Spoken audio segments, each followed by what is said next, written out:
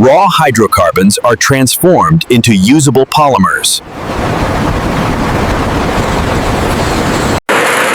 Moisture is removed before storage begins.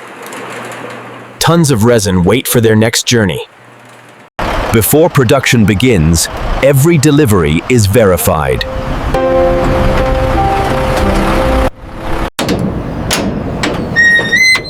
The raw form of the final product is revealed.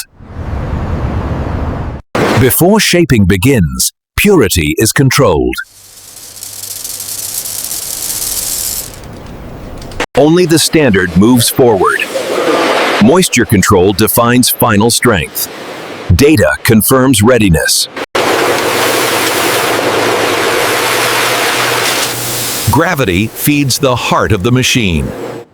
The product takes its first breath. Separation is carefully controlled.